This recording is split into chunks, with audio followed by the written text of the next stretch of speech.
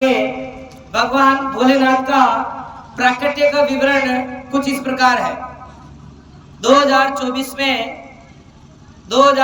में कमलियास ग्राम में बिल्कुल बारिश नहीं हुई थी और आसपास के सभी गांव में बारिश हुई थी। बारिश के अभाव को लेकर समस्त ग्रामवासी पंच पटेल हमारे लोक देवता पाबूजी महाराज का एक गांव के अंदर एक मंदिर बना हुआ प्राचीन, उस मंदिर में सभी समस्त ग्रामवासी एकत्रित होकर वहां गए थे।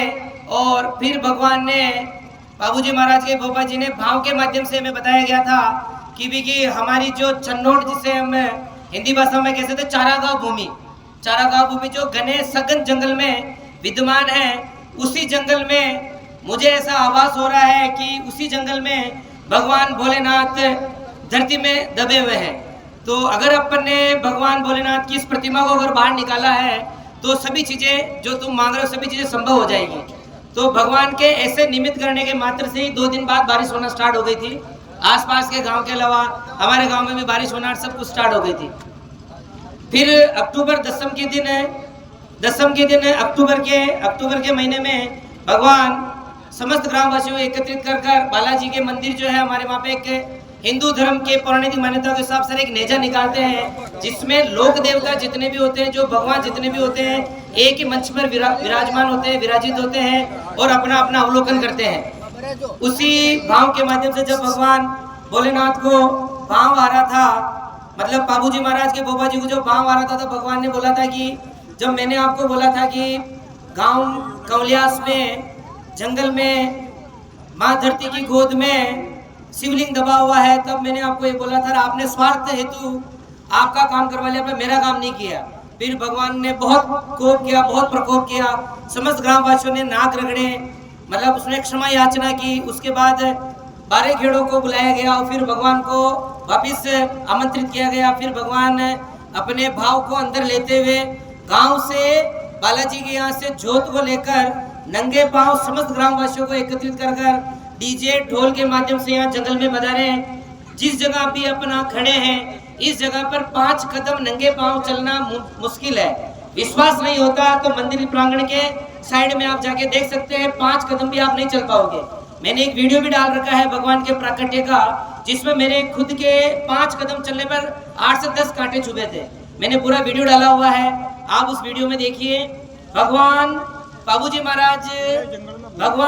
महाराज के जो गोपा जी है जगदीश जी द्वारा नंगे पांव पूरे जंगल में घूमे, भागे नंगे पांव जंगल में घूमे। और अपन ने जो पेजार पहन रखी थी, मोजड़ियां पहन रखी है, चप्पलें पहन रखी है, उन चप्पलों में कांटे आर पार हुए हैं और बाबा पूरे जंगल में घूमे। एक कांटे का तो दूर की बात है, इतना सा भी कुछ नहीं हो पाया। फिर भगवान को जिस तरीके से सपना या सरोदा आता गया, जगह जगह उन्होंने खड्डे करवाए। फिर जिस गंतव्य स्थान पे आप भगवान भोलेनाथ का प्राकट्य देख रहे हैं, जो भगवान की मंदिर स्थापना देख रहे हैं, यहाँ पर जेसीबी के माध्यम से 20 बाई 20 में लगभग 8 फीट गहरा खड्डा खुदवाया गया था। और यहाँ पे एक बहुत बड़ा खेजड़ली जिसको अपन बोलते हैं, बहुत बड़ा खेजड़ा था, जो मंदिर प्रांगण के पीछे की साइड अभी भी विद्यमान है। इतना पुराना कि शायद हम लोगों का जन्म भी नहीं हुआ होगा, इतना पुराना खेजड़ा है जो पीछे की साइड अभी भी रखा हुआ है। उस खेजड़े को निकालने के तत्पश्चात 20 बाई 20 में 8 से 9 फीट गहरा खड्डा खुदाया गया था। फिर हमारे बाबूजी महाराज के गोपा जी श्री जगदीश जी द्वारा भाला लेकर उस खड्डे में उतरे थे। भाला लेकर खड्डे में उतरने के बाद फिर भाले के माध्यम से भगवान की इस प्रतिमा को निकाला गया था।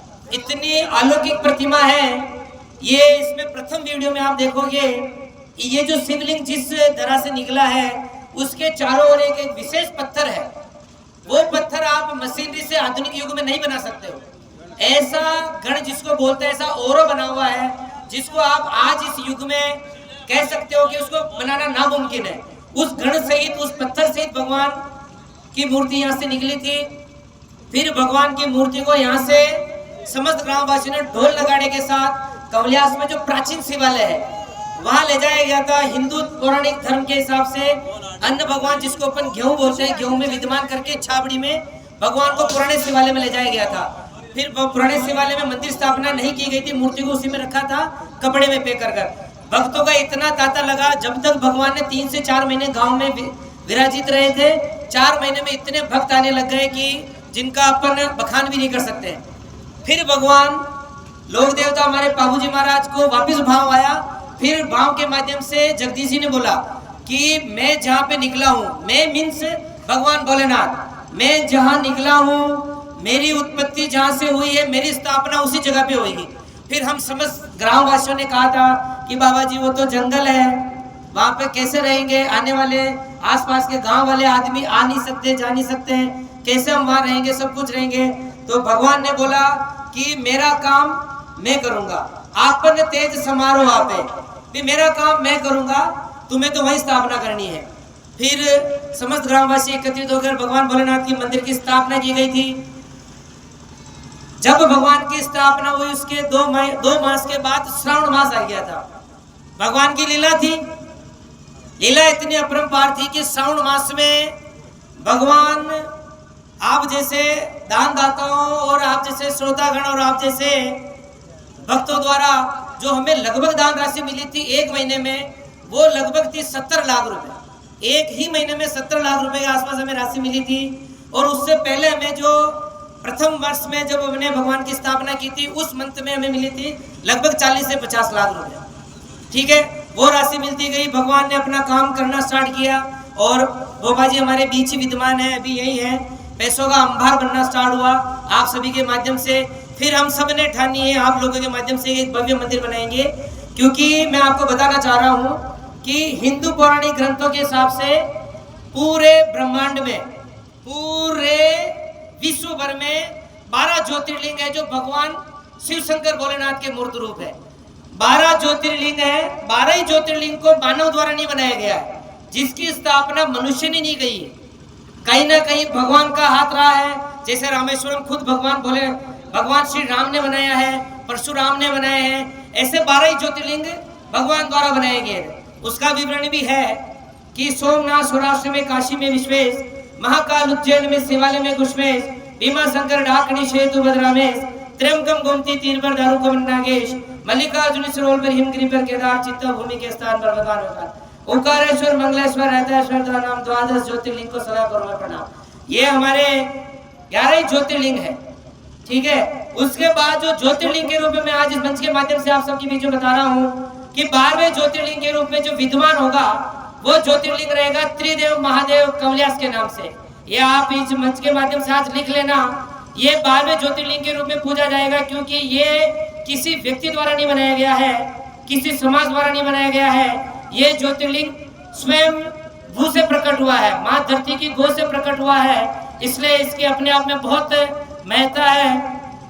आपका ध्यान चाहूंगा कि इस प्राकृतिक के विवरण के बाद ऐसे ऐसे लाइलाज बीमारियां जो आज का साइंस जिसे कहता है कि भैया आप इसे घर ले जाओ, आप इससे सेवा करो। ठीक है, आज हमारे बीच एक ऐसी नारी, एक अबला स्त्री हमारे बीच है जिसको 4th स्टेज का कैंसर है, 4थी स्टेज का कैंसर है, और डॉक्टर ने उसको छुट्टी दे रखी कि भैया आप घर जाइए। वो बहना हमारे बीच आज यही है। 4 महीने से उसने कोई टेबलेट नहीं ली है, 4 महीने से उसने ऐसा कुछ भी नहीं खाया और भगवान की सेवा कर रही है, यही घूम रही है। इसलिए बाबा की अपने आप में बहुत बड़ी महत्ता है। और आपको मैं बता देता हूँ, जब यह शिवलिंग की यहाँ पे स्थापना की गई थी तो ये भगवान भोलेनाथ की मूर्ति को जो गांव में स्थापित किया गया था, तो आदमियों की आस्था ऐसी बढ़ गई थी कि भी आ रहे जा रहे यहाँ धोख देना। जब स्थापना नहीं की गई थी तो हमारे बाबा जी द्वारा एक पत्थर नाम को ही शिवलिंग के रूप में यहाँ स्थापित किया गया था। उस पत्थर की इतनी महत्ता है, अब तो हम पत्थर नहीं कह सकते हैं क्योंकि साक्षात भगवान उसमें विराजमान है। वो छोटे से शिवलिंग को अभी हमने यहाँ स्थापना कर रखी है, अभी हमने यहाँ स्थापना कर रखी है। उस छोटे से शिवलिंग को जब मंदिर निर्माण हुआ था, उस शिवलिंग को हम ग्रामवासियों ने भगवान के माध्यम से उसको उठाने की कोशिश की थी। इस युग में ऐसा चमत्कार हुआ कि 9 दिन तक नाग और नागिन, 9 दिन तक नाग और नागिन जिनको अपन देख भी नहीं सकते, इतने अलौकिक, इतने बड़े, भरी सभा के बीच जब हजारों का तांता लगा हुआ होता था, आरती के समय उस शिवलिंग के पास में आके आ जाते थे और सब श्रद्धालुओं के बीच में से न किसी को नुकसान पहुंचाना, न किसी की तरफ देखना। वो नाग नागिन दोनों वहां आके बैठते थे। प्रतिदिन का ये टोटा था। फिर भगवान ने भाव के स्वरूप से वापिस भगवान ने आज्ञा ली थी। फिर उस हमारे मूर्त रूप को जो शिवलिंग था उसको हमने वहां स्थापित किया। आप उसको देख सकते हैं। उस नाग को हमारे बाबा जी ने भी पकड़ा, हमारे बाबा जी ने भी लिया था और मंदिर में कई दिनों तक रखा। मंदिर में वो नाग ऐसा अलौकिक है कि आप डिस्कवरी चैनल पे भी नहीं ढूंढ सकते और गूगल पे भी नहीं ढूंढ सकते हो। वो नाग ऐसा था, ब्लैक नाग था। उसके चारों तरफ कंठे बनी हुई थी, कंठी बनी हुई थी। मतलब वो साक्षात भगवान थे। ये जो अभी अपन यूट्यूब पर इन पे देखते हैं वो एक मनगढ़ंत कहानियां कह सकते हैं।